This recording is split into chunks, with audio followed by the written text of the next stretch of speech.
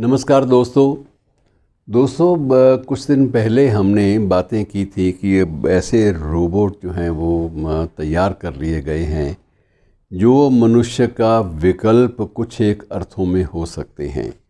और बहुत सारे काम उनसे लिए जा रहे हैं और अपनी ज़रूरतों के मुताबिक विशेष रूप से ये उन लोगों के लिए बड़े सफल रहे ये रोबोट जिन लोगों को लगा कि ज़िंदगी में उन्हें बहुत सारी चीज़ों के लिए बहुत सारे आदमियों पर डिपेंड करना पड़ता है, आश्रित रहना पड़ता है।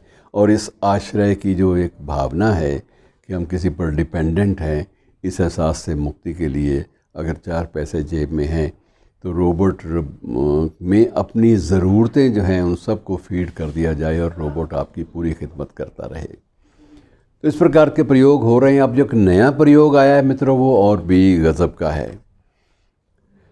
अक्सर होता ये है कि संगीत में जब गुरु जो है, कोई भी संगीत का जो शिक्षक है, वो इस बात का प्रयास करता है कि उसके जो शिष्य हैं वो एक राग को या एक लय को या जो उतार चढ़ाव है आरोह और अवरोह संगीत का या ध्वनि का स्वर संधान जो है वो सही ढंग से कर पाएँ।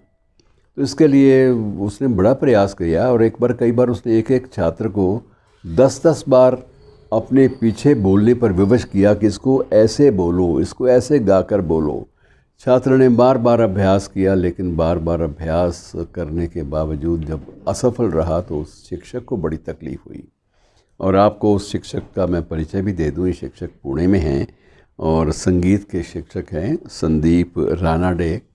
संदीप रानाडे ने गुरु के रूप में हमेशा एक ही पंडित जसराज जी से शिक्षा प्राप्त की और उनको पता था कि संगीत में जब आप शिक्षा लेते हैं और शिक्षा देते हैं उस वक्त सुरों से आप छेड़छाड़ नहीं कर सकते। जो निर्धारित सुर हैं आपको उनकी सीमाओं में रहकर ही अपना जादू बिखेरना होता है।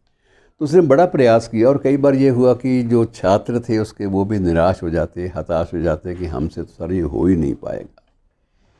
तो उसने बड़ा सोचा कि ऐसा कुछ नहीं है दुनिया में, जो चीज़ असंभव हो कुछ ना कुछ किया जा सकता है। तो उस शख्स ने एक नया प्रयोग सामने रखा और उन्होंने एक ऐप बनाया संगीत के लिए। संगीत की शिक्षा के लिए ऐप का होना ये पहली बार हुआ है। और उस ऐप में सबसे बड़ी खूबी ये थी कि वो गायक के मूड के मुताबिक चीज़ों को एडजस्ट करे, संगीत के जितने भी उपकरण हैं उन सब को एडजस्ट करे और जो थीम है जो राग का उसके मुताबिक साथ साथ उस शिष्य को चलाए, जहाँ उसकी थोड़ी सी कमी है उसको वो पूरा कर दे। ऐसे एक ऐप की तैयारी की और उस ऐप में उन्होंने बहुत कुछ सैंपल जो हैं वो वाद्य यंत्रों के जो जितने भी हैं उन सब के कुछ एक सैंपल, कुछ एक नमूने उसमें भरे, फीड किए। अब उसमें तानपुरा, सुपरेती, हारमोनियम, पियानो और बहुत सारे संगीत के उपकरण, उनकी ध्वनियाँ और उनकी लयबद्धता को वहाँ उसमें फीड किया गया। और ऐसे तबला भी बीच में शामिल है।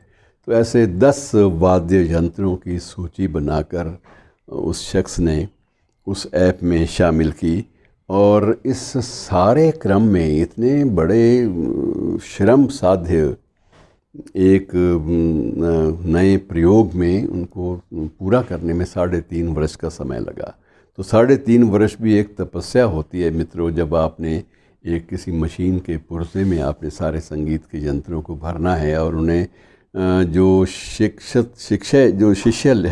है शिक्षा लेने वाला, उसके मूड के अनुसार, उसकी क्षमता के अनुसार उसको धीरे धीरे मार्गदर्शन देना है। तो ये ज़रूरी है। और उसमें प्रयोग के रूप से उन्होंने देखा कि जिन बच्चों के अंक संगीत में 10% आते थे, इसी ऐप की सहायता से उनके अंक 80% तक पहुंच गए। तो ये एक बहुत बड़ी सफलता थी। उन्होंने इस बात का उल्लेख कई स्थानों पर किया और ये समझा कि ये एक बहुत बड़ी उपलब्धि है जो संगीत सीखने वाले सभी बच्चों के लिए एक नया प्रोत्साहन और एक नया मार्गदर्शन उनको मुहैया कराएगी। इस ऐप का नाम उन्होंने रखा है नाद साधना। और नाद साधना जो है इस ऐप में इसका जो नाम है नाद साधना नाम का, नाद साधना, तो नाद साधना नाम का ये जो ऐप है, इसको एप्पल ने पर्टिकुलरली डिज़ाइन अवार्ड भी दिया और उनको सम्मानित भी किया शिष्य को। और इसमें धीरे धीरे उन्होंने कुछ और वाद्य यंत्र जैसे पखावज है, गिटार है, ये चीज़ें भी साथ साथ जोड़ दी ताकि परंपरा और आधुनिकता के बीच में एक रिश्ता जो है बना रहे। और इसमें सबसे बड़ी बात ये थी कि अब दिव्यांगों के लिए भी जब ये चीज़ सामने आई और उनके लिए भी उन्होंने कुछ सुविधाएं उसमें ऐप में जोड़ी, तो वो एक बहुत कमाल हो गया। लेकिन संकट यहाँ ख़त्म नहीं होता, आकांक्षाएं और बढ़ जाती हैं। कुछ जो अंधे थे छात्र, जो दृष्टिविहीन थे, जो दृष्टि जिनकी जा चुकी थी या नहीं थी, उन्होंने कहा कि हमसे ये ऐप जो है ये कैसे हम इसकी ऑपरेशन कैसे करेंगे, हमारे लिए ये बहुत मुश्किल है। तो फिर इस शख्स ने, इस संदीप रानाडे ने सबसे बड़ा एक ठोस काम ये किया कि अपनी आंखों पर कड़ी पट्टी बांधकर उस ऐप को स्वयं संचालित करने का प्रयास किया और वो प्रयोग भी सफल रहा। अब यह है कि इस ऐप के माध्यम से दिव्यांग भी, जिनके नेत्र नहीं हैं, दृष्टि नहीं है, वो भी, दृष्टिविहीन लोग भी, ये सभी इसका प्रयोग कर सकते हैं और अपनी जो स्वर संधान है, स्वर साधना है और जो रागबद्धता है सुरों की, उनके अनुसार काम कर सकते हैं। तो मित्रों, ये कहने का मतलब ये है कि ये चीज़ें ऐसी हैं जो कहते तो हैं पुरानी कहावत की आवश्यकता आविष्कार की जननी है, लेकिन इसके साथ साथ ये भी ज़रूरी होता है कि आदमी इनोवेटिव हो, कल्पनाशीलता हो। उसमें कल्पनाशीलता का ही तकाज़ा था कि उन्होंने ये भी देखा कि मेरे छात्र जो हैं उनकी मानसिकता कितनी ऊंचाई पर है और उनके स्तर को देखते हुए उन्होंने इस ढंग से चीज़ों को तैयार किया कि धीरे धीरे इन लोगों का उत्साह बढ़े और ये स्वयं उस ऐप में और कोई संशोधन करने वाले हों तो स्वयं छात्र कर सकें। इस स्थिति तक लाकर एक शिक्षक ने छोड़ा। तो मित्रों, ये बहुत बड़ी उपलब्धि है और ये सिद्ध करती है कि जब भी आप समर्पण भाव से और किसी एक विशेष उद्देश्य को लेकर आगे बढ़ेंगे तो आपको सफलता ज़रूर मिलेगी। शुक्रिया दोस्तों।